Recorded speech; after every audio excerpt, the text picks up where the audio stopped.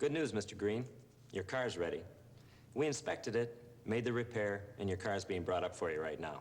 That sure didn't take long. Looks like you run an efficient shop here. And thanks again for reminding me to bring the car in. When's your service department open? I'd like to bring my car back for all future service. Pro Service Skills presents, General Motors Service Development presents Recall Campaigns, an opportunity to serve your customers. Hi, I'm the Service Manager, Bill Lewis. We're proud of our operation here, especially our success with recall campaigns, like the one we just performed on Mr. Green's car. I'd like to pass on some things we've learned. We'll be talking about Mr. Green's case along the way to illustrate how we handle recall campaigns. Periodically, the video disc will automatically stop, and you'll be asked to refer to this reference book. It contains practice exercises and review materials. You'll be asked to demonstrate your knowledge by answering some questions. The reference book also contains information not included in this video disc. Of course, for full details on recall campaigns, refer to your Service Policies and Procedures Manual, Claims Processing Manual, or other appropriate provided materials. The foundation for our successful recall campaign program is our attitude. We look at recall campaigns as an opportunity, not just an obligation. Sure, federal law requires that such repairs be made within a reasonable time, as noted in the campaign bulletin. But why wait when there are so many benefits to be gained? First and foremost is the fact that the customer, General Motors, and the government will all be satisfied that the vehicle has been inspected, and if a problem exists, that it's been corrected. When an owner visits your dealership for any reason, you have an opportunity to make a good impression. This is especially important to new customers, for those who haven't been back for a while. Not only do you have an opportunity to handle the recall campaign for them, but you may discover additional ways to meet your customers' service needs. To be able to do this, your dealership needs a structured program with two key features. First are written dealership procedures for handling recall campaigns. They should be distributed to all employees, so there is no confusion as to the proper procedures. The second is a campaign administrator. This person should be responsible for tracking each recall campaign from initiation to closing, while maintaining status reports, supplying dealer personnel with needed materials, and initiating appropriate follow-up to resolve outstanding cases. I've delegated this job to one of our service advisors. In smaller dealerships, the service manager or shop foreman may perform this task, or it may be assigned to the claims clerk, who is in an ideal position to track campaigns because the claims clerk knows when the work has been completed and a claim submitted for reimbursement. Who administers campaigns is not nearly as important as the fact that somebody in the service department of your dealership is in charge of recall campaigns. This person will be responsible for coordinating 4 major steps. Step 1 is to obtain parts, if applicable, for the recall campaign. Step 2 is to locate the vehicle and get the owner to bring it into the dealership. This is by far the most critical step. Step 3 is to perform the campaign work on the vehicle and on time. And step 4 is to submit the campaign information and claim for reimbursement. These 4 steps represent the basic responsibilities of the dealer. Before discussing them in detail, let's first see how the whole process works in order to understand how each step fits into the big picture. The recall campaign process is initiated when either General Motors or the federal government determine that a condition exists which requires repair. To accomplish this task, they depend on the dealers to complete 100% of the campaigned vehicles. General Motors identifies campaign vehicles by Vehicle Identification Number, VIN, which is retained in a centralized computer. The vehicle campaign status remains open until the campaign is performed. Thus, there is no time limit for recall campaigns. First, the dealer is notified so he can make arrangements to handle the campaign. Then, owners are notified that their vehicles are involved in the recall campaign. The owner is asked to make an appointment with his dealer to have the campaign work performed. After the campaign work is performed, all required paperwork is submitted per the claims processing manual or other provided directions by the dealer for reimbursement. At this time, the VIN is removed from all lists, credit is issued, and the campaign is closed. Refer to your claims processing manual or other provided directions for details. With that background, we are ready to discuss recall campaign procedures. We previously noted that a dealer must perform 4 major steps. However, some administrative functions must occur first, beginning with dealer notification. Initially, 3 basic items are sent to the dealer to alert him to a campaign. A dealer campaign bulletin contains the needed information to service the subject vehicles. It identifies types of vehicles involved in the campaign, describes the problem, explains the inspection correction procedure, provides parts information, if applicable, and gives data needed for claim submission. The bulletin also includes a copy of the owner notification letter. Parts, if required, are available from your zone office or local parts warehouse. In some cases, a quantity sufficient to get the campaign started may be shipped directly to your dealership. The campaign administrator should maintain a file of bulletins that is accessible to all employees. Any 3-ring binder works fine.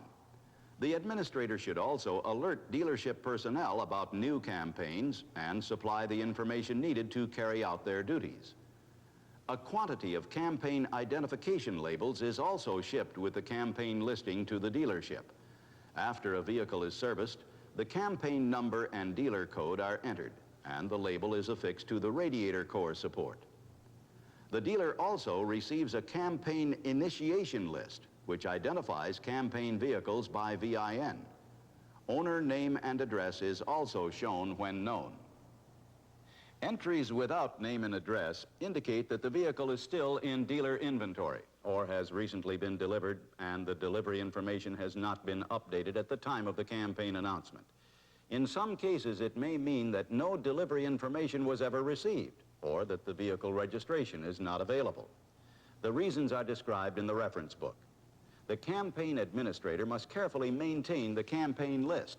It is the key document for contacting owners and launching follow-up procedures, which brings us to the next recall campaign procedure, owner notification. The first notification is from General Motors. An owner notification letter describes the problem, notes the approximate time required to service the vehicle, and asks the owner to contact the dealer for an appointment after a certain date. This is to allow time for parts procurement. For recall campaigns in the U.S., the mailing also includes an owner reply card, which is to be presented to the dealer to identify the campaign. However, if the status of the vehicle has changed, for example, the person never owned the vehicle, or it has been sold, stolen, or scrapped, the owner is asked to complete and mail the card so the records can be updated. As owners call for an appointment, it's a good idea to record the date and time next to their names on the campaign initiation list. If you haven't heard from owners within about 10 days, it's time to contact them again. The fastest way, of course, is by phone, or you may send a card with a follow-up call later.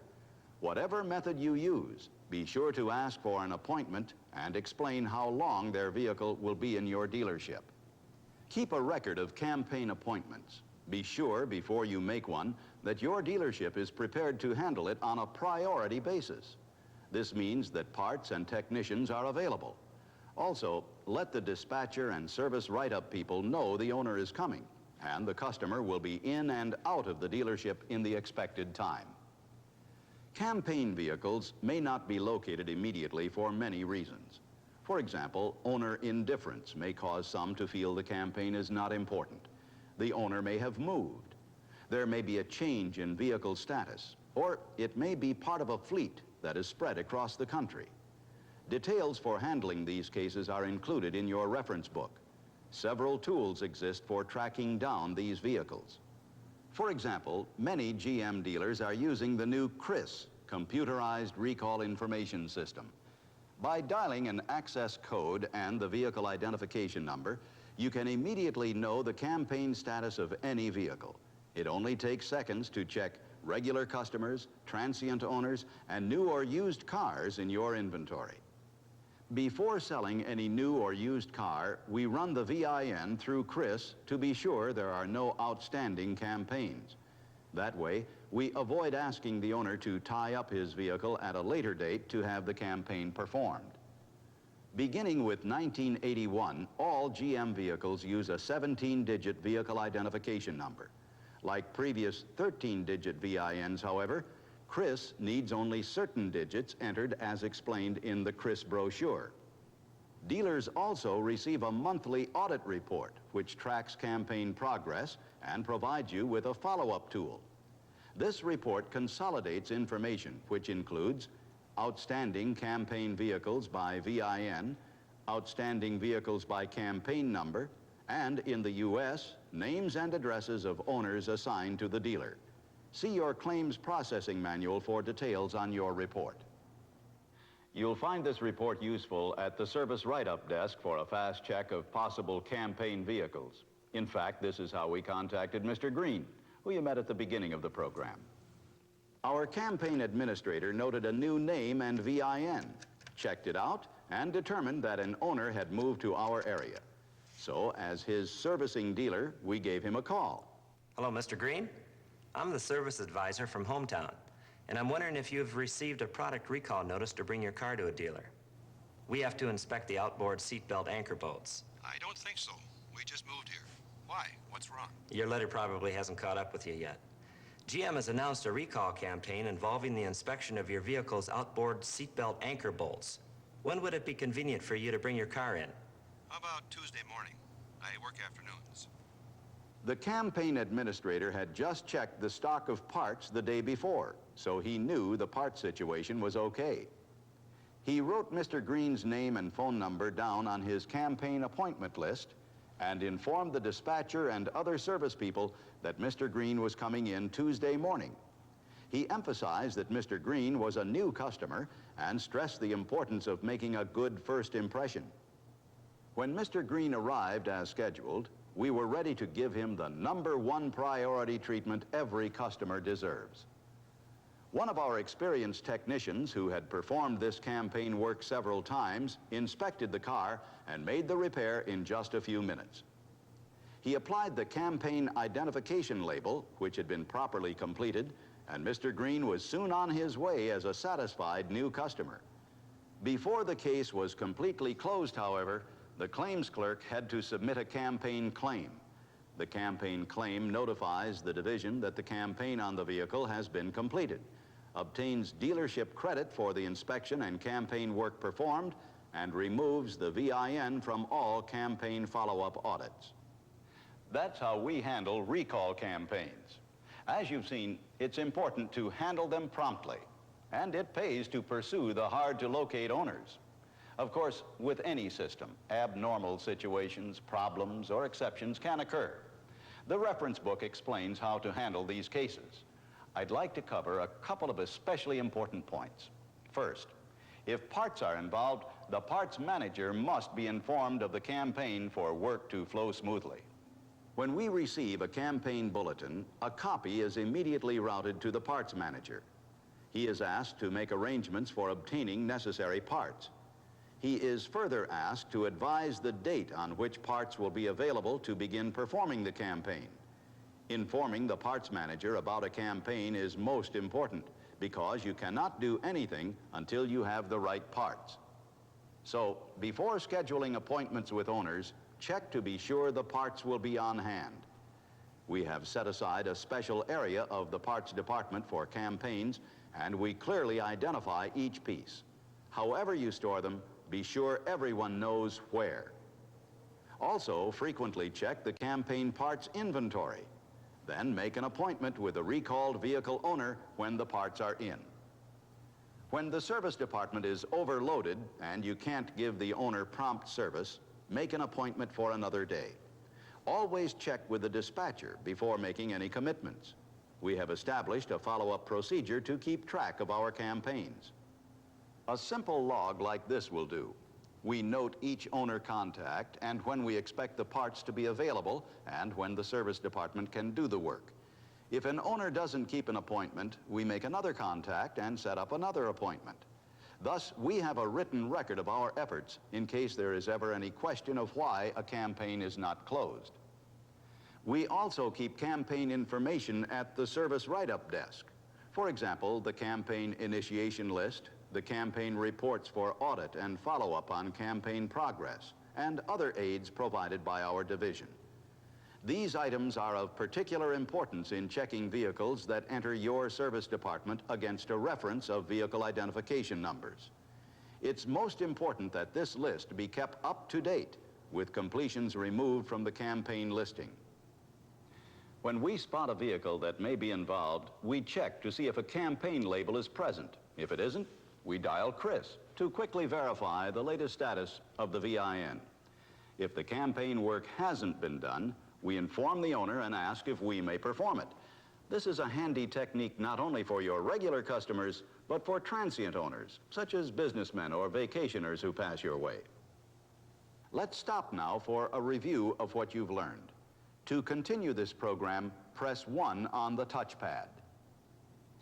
So far, we've discussed the primary purpose of a recall campaign. First, to inspect and repair a specific campaign condition. But there are other ways to assist your customers. For example, inspect the vehicle for needed service. Let me emphasize that we mean needed service that should be brought to the attention of the owner. Few owners are aware of their vehicle's condition because they don't have the facilities or know-how to perform the systematic inspection that you can perform for them.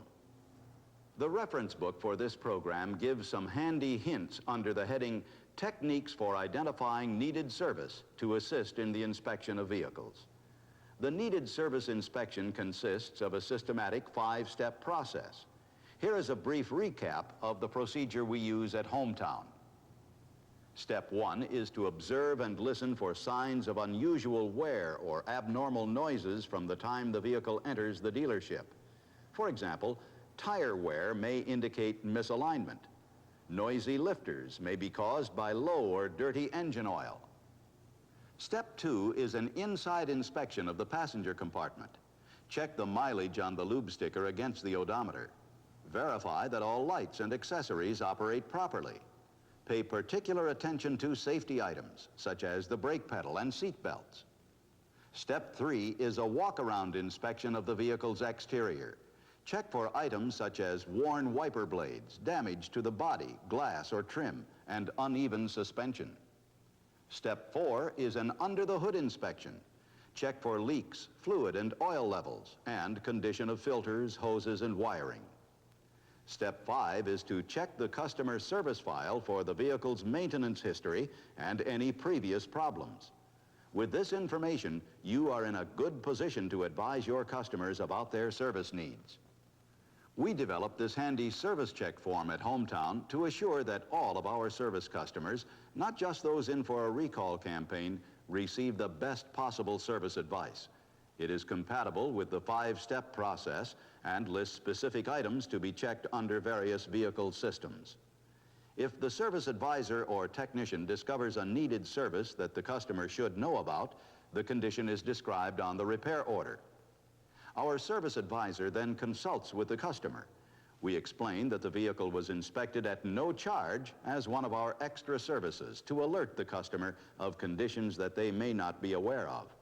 We simply describe the problem and explain why it should be corrected. Even if the customer elects not to have the service performed, you can be sure they appreciate knowing about the condition. They may decide to have the work performed later or elsewhere, but continue to value them as customers. They will likely return because you have demonstrated professional interest in their vehicle and their welfare.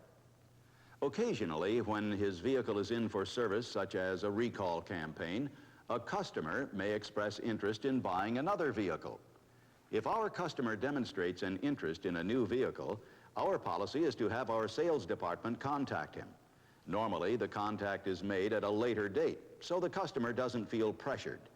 Our approach is based on our basic philosophy that servicing our customers' needs is our principal goal. We try to help them in any way we can, and we know that outstanding service plays a key role in building business in all areas of our dealership. Let's stop now for a review of what you've learned. To continue this program, press 1 on the touchpad. Our franchise agreement requires us to complete 100% of the campaign vehicles assigned to our dealership. As you've seen, there are too many benefits to consider any recall campaign as just an obligation. We want to perform campaign work not only on our assigned vehicles, but all others that happen to pass our way. These procedures allow us to better serve our customers, and as a result of this service, to build new business for the dealership. I'm sure if you follow the guidelines I've shown you, you'll achieve the same kind of success. This concludes our program.